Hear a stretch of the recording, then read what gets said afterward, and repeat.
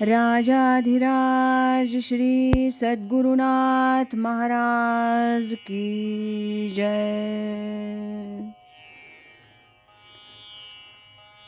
आजपासून आपण नित्य नवा दिस जागृतीचा या आदरणीय सद्भक्त न ना गोखले रचित चिंतनपर ग्रंथाचं वाचन ऐकणार आहोत. प्रथम ऐकूया परमपूज्य अण्णा महाराजांनी लिहिलेल्या प्रार्थना या शीर्षकांतर्गत लेखाचं वाचन. माझे पितृदेव तीर्थस्वरूप परमपूज्य श्री रामराय गोविंद केळकर तथा श्री दासराम महाराज यांच्या कीर्तनातून किंवा श्री दासराम गाथा वगैरे त्यांच्याच पुस्तकातून 365 वचनं घेऊन त्यावर श्री दादांचेच अगदी अंतरंगातले सत्शिष्य श्रीयुत न ना गोखले यांनी त्यावर थोडक्यात विवरण लिहून नित्य नवा दिस जागृतीचा असा एक ग्रंथ साकार केला आहे. नित्य नवा दिस जागृतीचा यामध्ये नित्य नवा दिस हे शब्द अत्यंत महत्त्वाचे आहेत. परमार्थात नित्य नूतनला फार मोठं महत्त्व आहे. भगवान श्री सद्गुरू श्री ज्ञानेश्वर महाराज म्हणतात, म्हणोनी माझे नित्य नवे श्वासोच्छ्वासही प्रबंध होवावे, श्री गुरुकृपा काय तो हे ज्ञानदेवो म्हणे. श्री दादांचं कीर्तन हे नित्य नूतन असायचं, त्याला शिळेपणा कधी आलाच नाही. एक विदेही सत्पुरुष श्री नाना महाराज बर्वे कणकवली यांनी श्री दादांचं कीर्तन ऐकून श्री मामांचं कीर्तन कसं होतं ते सांगितलं. अनुदिन अभिनव कीर्तन चाले, हृदय भुवनी मधु माधव डोले, चैतन्याची अनुपम लीला देही विदेही मुदे नांदवा.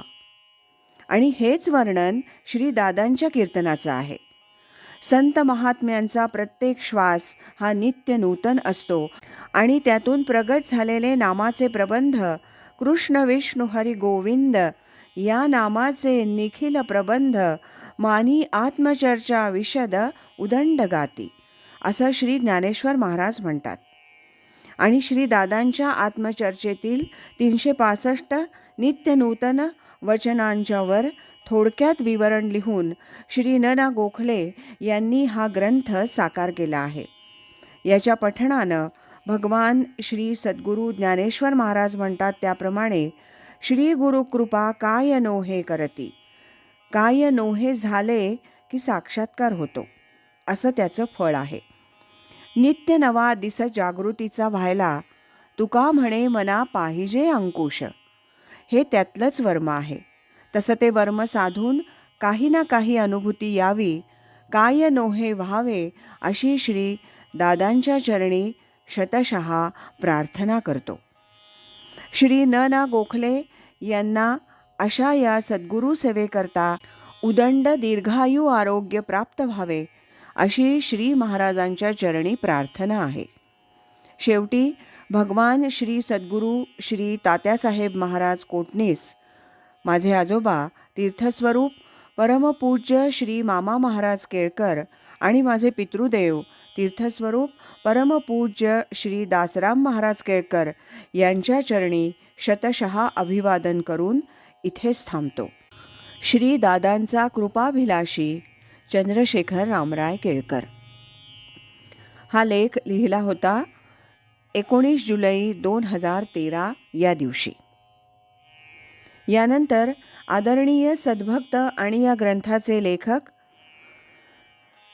न ना गोखले यांचं नम्र निवेदन ऐकूया. परमपूज्य दादांच्या वचनांचं चिंतन या स्वरूपातलं नित्य नवा दिस जागृतीचा हे पुस्तक लिहिण्याचा उद्देश खरं म्हणजे स्वतःपुरतंच चिंतन असा होता. परंतु लिहून झाल्यावर परमपूज्य दादांच्या अंतरंगातले सांगलीच्या विलिंग्डन महाविद्यालयाचे निवृत्त उपप्राचार्य डॉक्टर के.वा. आपटे सर यांना नेहमीच्या माझ्या पद्धतीप्रमाणे पाहण्यासाठी दिलं. त्यांना ते पसंत पडलं आणि छापावयास हरकत नाही असा त्यांचा अभिप्राय मिळाल्यावर या पुस्तकाच्या प्रकाशनाचा विचार सुरू केला. परमपूज्य अण्णांनी त्या संदर्भात आनंदानं संमती दिली आणि पुस्तकाचं नावही सांगितलं. पुस्तक प्रकाशनाच्या कामात माझे ज्येष्ठ स्नेही श्रीयुत रेगोडकर, माझे परममित्र श्रीयुत रमेश देशपांडे, आदरणीय डॉक्टर केवा आपटे सर आणि त्यांचे चिरंजीव प्राध्यापक श्री नारायण आपटे तसंच श्रीयुत दीपक केळकर या सर्वांची जी मदत झाली त्याबद्दल त्यांचे आभार मानणं यापैकी कुणालाच अजिबात पसंत पडणार नाही, परंतु ते माझं कर्तव्य आहे. परमपूज्य दादांची सेवा या भावनेनंच सर्वांनी हे केलेलं आहे. मागच्या पुस्तकाप्रमाणेच हे पुस्तकही SB ऑफसेट प्रेसचे श्रीयुत अमोल कुलकर्णी यांनी साधकाच्या आत्मीयतेनं छापलं आहे हे निराळं सांगावयाचं कारणच नाही. या कामासाठी श्रीयुत अमोल कुलकर्णी आणि त्यांच्या प्रेसचे सर्वजण यांना धन्यवाद. परमपूज्य अण्णांनी या पुस्तकासाठी आशीर्वाद दिला ही परमपूज्य दादांची कृपाच आहे. त्यांना साष्टांग नमस्कार करून त्यांची आणि माझे गुरुदेव परमपूज्य दादांची अखंड कृपा माझ्यावर राहावी ही प्रार्थना. आदरणीय सद्भक्त न. गोखले यांचं नम्र निवेदन आपण ऐकलं. उद्यापासून आपण नित्य नवा दिस जागृतीचा या ग्रंथातील त्या दिवसाच्या चिंतनपर लेखाचं वाचन ऐकूया. राजाधिराज श्री सद्गुरुनाथ महाराज की जय.